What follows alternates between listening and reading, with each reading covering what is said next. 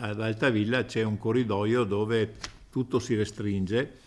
e tutti vogliono passare per il nostro territorio, e questo è sempre stato dai tempi dei Romani, diciamo, forse anche prima.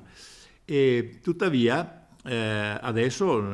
ci sono soluzioni che devono essere prese in forma alternativa, perché non può il nostro paese essere tagliato a fette nel senso longitudinale per tutte le infrastrutture che vogliono passare. Lo sfogo del sindaco di Altavilla sull'ipotesi che venga realizzata la quarta corsia dell'autostrada A4 sul suo territorio comunale, un'area diventata un imbuto con la realizzazione della TAV e dove paradossalmente non sono ancora completate le opere accessorie della terza corsia della A4, come molti guardrail e le barriere antirumore. Per transitare la quarta corsia praticamente mi stravolge tutto l'assetto urbanistico, perché ci sono le salvaguardie che sono 60 metri, cioè voglio dire che non c'è più nessuna attività urbanistica nel centro del paese che può essere fatta senza l'assenso dell'autostrada. E poi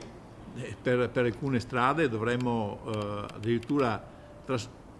girare l'orientamento delle fabbriche, perché non ci sta più la strada di accesso. Il progetto di massima illustrato dalla società A4 Holding, che dovrebbe essere presentato al Ministero dei Trasporti a luglio, è un'assoluta novità per il primo cittadino, che va in controtendenza a quanto era stato raccolto nell'ultima riunione coordinata dalla Regione Veneto. Non è una comunicazione ufficiale, è una comunicazione alla stampa che tra l'altro non è in linea con le informazioni che erano state date a noi, cioè sono due film diversi. Da una parte si dice quali sono i numeri, dall'altra si dice che verrà fatta un'autostrada, la quarta corsia, saranno spese 3 miliardi e mezzo e ci saranno 3 anni di progettazione più 10 di lavoro, quindi per carità si va alle calende greche, però è una cosa che non è stata comunicata ai sindaci e al presidente della provincia.